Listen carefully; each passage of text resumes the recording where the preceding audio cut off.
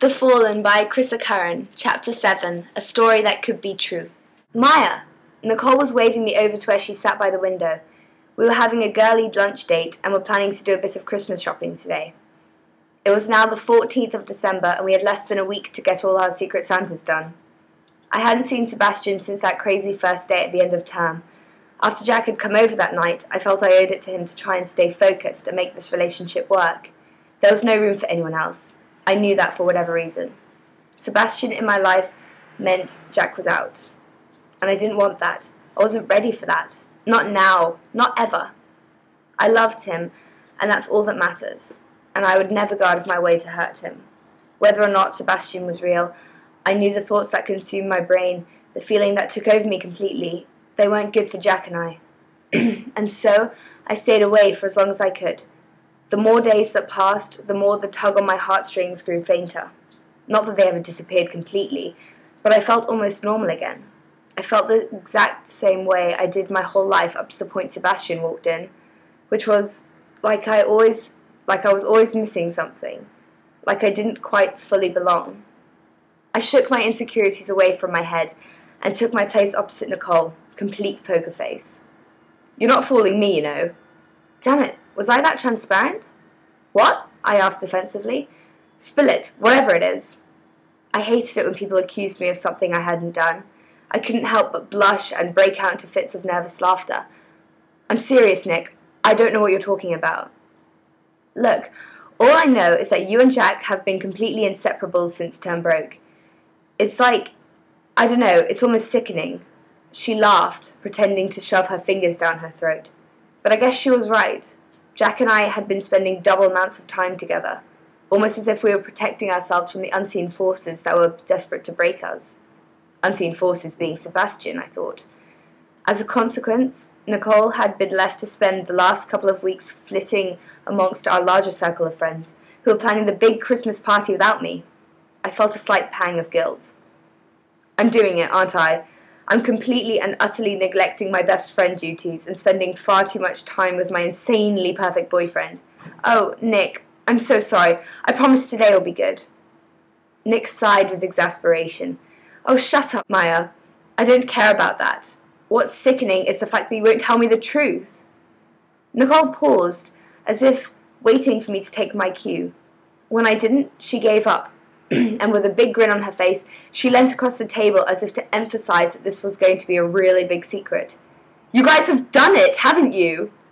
I couldn't help it. I burst out into such a peal of laughter that everyone in the restaurant turned to stare. I was suddenly more embarrassed. Is that what she thought? No, Nick, God no. What on earth made you think that? Nicole suddenly looked downtrodden, as if I'd burst her bubble. I don't know. You guys are just all over each other all the time. It's like you had an extended honeymoon period. It's not normal. I thought maybe had, happened. She emphasized the happened as if still hoping I had more to reveal. That, kept the fire burning. Well, I'm sorry to burst your bubble, but no, Jack and I did not do it. We have not done it yet. I could feel the pressure mounting all around us, the eager, intrusive eyes of late Oswego High watching and betting on our every move. Will they last? Will they fail? Who do you think whom loves more? Do you think they've done it? Do you think who is holding out? Who do you think is holding out? I could hear the whispers all around us like a ticking time bomb. Clearly, we had a show to perform. Nicole wasn't impressed. Well then, I'm still mad at you. Oh, what for? I whined, playing along. Now you really didn't have an excuse for bailing on me. Oh well, I guess you'll have to get me something really good for Christmas. Like, I don't know, New Moon? I laughed. The second book in the Twilight season had been made into a film, and Nicole was dying to reread the book again, as if her memory needed any more refreshing. Unfortunately, her sister had stolen it and lent it to a friend, who then lost it and refused to pay it back. At least I knew this drama had been going on for the past few days, and Nicole was obviously livid at her sister for stealing the book from her bedside table in the first place. I suppose it was a fair request. If I could somehow manage to sneak into Powell's this afternoon to get the book, then I could have it wrapped and ready for the Christmas party on Friday. Even if Nicole had already asked for it, she didn't know that I'd gotten hers for my Secret Santa, so I thought I might as well hold out on the surprise until she figured it out herself. Hawthorne District is in southeast Portland, just across and up the Willamette River from Lake Oswego. Unlike the high streets of downtown Portland, I found this area of town a bit more interesting, known for its young, alternative, hippie population. It was one of Portland's many breeding grounds for young subculture, and was generally a safe haven for anyone who didn't quite fit in.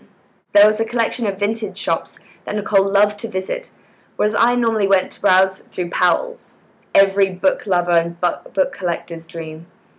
It was one of Portland's own pride and joys, the city of books, an absolute treasure chest for book junkies like myself. I would definitely be able to get Nicole's book here, and hopefully find another gem for myself as well. After doing about 2 hours worth of solid team shopping for bargains and deals, we decided to split up to run some errands. We both, conveniently, used the same excuse, agreeing to meet up again in about half an hour. Obviously, we both knew what we were going to get each other, so it wouldn't take long. Powell's was surprisingly quiet. It was a nice surprise, as it meant I could actually browse the shelves in peace and take my time. New Moon was, of course, stacked piles high into pyramid shapes right by the door, so that was my obligation done and out of the way. I carried Nicole's Christmas present in my hand while I beelined straight for the classics. I was my father's daughter after all, and he'd taught me well. I liked mixing up my contemporary and classic literature, bouncing back and forth between things like Twilight and Lady Chatterley's Lover. A bit of chocolate for every whole food salad, the perfect balance. I really enjoyed reading D.H. Lawrence, and was hoping there'd be something else by him that I could delve into during the long winter nights. After skimming the titles, I found one that caught my eye, The First Women in Love by D.H. Lawrence. It sounded appropriate for the times, and, as expected, the second I thought that, I had a nauseating feeling in the gut of my stomach, as images of Sebastian and Jack flashed on and off in my head. And I'd been doing so well. I hastily made my way back to the counter, thankful that Barbara, the woman behind the till, was in a chatty and cheerful mood. It was a good distraction.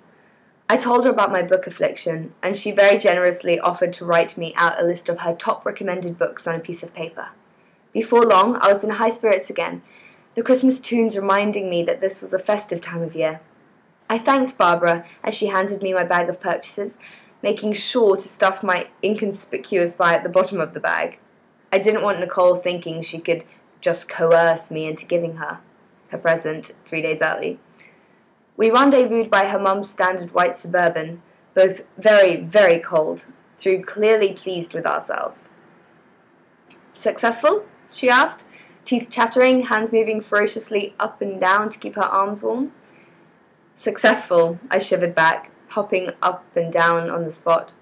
We both beamed and threw our day's accumulations into the back of her trunk, blasting the heater and the radio's #1 hits all the way home. I found my parents watching a DVD in the living room. I would have joined, but they seemed to be having a moment, so I kissed them goodnight and excused myself for bed. I was so tired from my afternoon out with Nicole that I decided to postpone present wrapping until morning. I phoned Jack before bed, like clockwork, and we exchanged all the little details and trivialities of our day apart. I told him about my trip to Hawthorne with Nicole, and even the ridiculous assumption that she had bombarded me with this morning. Jack found it equally amusing, though the conversation soon ended because it was just too awkward to talk about it over the phone, when we both knew we were lying there, talking to each other, in bed. Oh, how the mind doth wander. We quickly changed the topic, making plans to see each other the next day. We agreed for him to come over for lunch, and then I really had to go, because I could hardly keep my eyes open. Good night, Jack. I love you. I love you too, Maya. Sweet dreams.